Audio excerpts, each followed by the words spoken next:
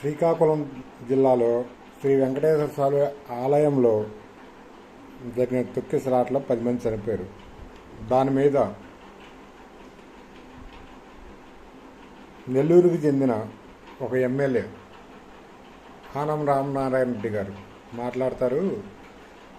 అది ప్రైవేటు ఆలయం, దానికి గవర్నమెంట్కి ఎలాంటి సంబంధం లేదు అని చెప్పి నిన్న ఆ ఆలయాన్ని మూసేశారు. పూజారిని, అక్కడున్న సిబ్బందిని అరెస్ట్ చేశారు.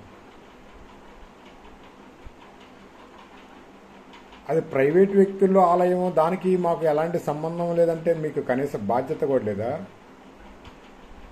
మరి పీపీపీ విధానంలో మెడికల్ కాలేజ్ ప్రైవేట్ పరం చేస్తామని ఎందుకు మాట్లాడుతున్నారు?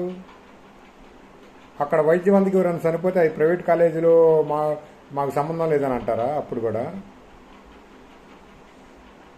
ఒక సంఘటన జరిగినప్పుడు దాని మీద ఇమ్మీడియట్గా స్పందించి తగిన చర్యలు తీసుకోండి. మళ్ళీ ఇలాంటి సంఘటనలు జరగకుండా చూడండి. అంతేగాని అది ప్రైవేటు వ్యక్తుల్లోది, దానికి మాకు సంబంధం లేదు అని ఎందుకు సార్ ఇలా తప్పించుకునే మాటలు మాట్లాడతారు? మొన్న అదే ఒక ప్రైవేటు ట్రావెల్స్ బస్సులో దగ్ధమై మనుషులు చనిపోయారు, ప్రయాణించేవాళ్ళు. దానికి ఎవరు బాధ్యత వహిస్తారు? ఒకడు ఫుల్లుగా నైట్ 2 మందు తాగి పడిపోతే వాడిని ఢీకొంది బస్సు. నైట్ 2 మందు ఎక్కడి నుంచి వచ్చింది? మరి ఎవడమ్మితే వచ్చింది? దానికి ఎవరు సమాధానం చెప్తారు? ప్రతి ఒక్క దానికి తప్పించుకోవటం, మాకు సంబంధం లేదని వెళ్ళిపోవటం, ఇది కాదు సార్ బాధ్యత. మీరు ఒక ఉన్నతమైన పదవిలో ఉంటారు, ఇలాగాడు మాట్లాడాల్సింది.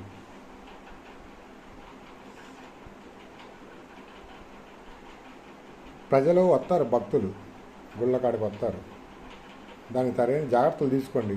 అవన్నీ వదిలేసి మాకు సంబంధం లేదు ప్రైవేట్ వ్యక్తులదంటే, మరి తిరుపతి గుళ్ళో జరిగినప్పుడు అది గవర్నమెంట్ ఆధీనంలో ఉంది కదా, మరి అక్కడ ఎవరిని సస్పెండ్ చేశారు?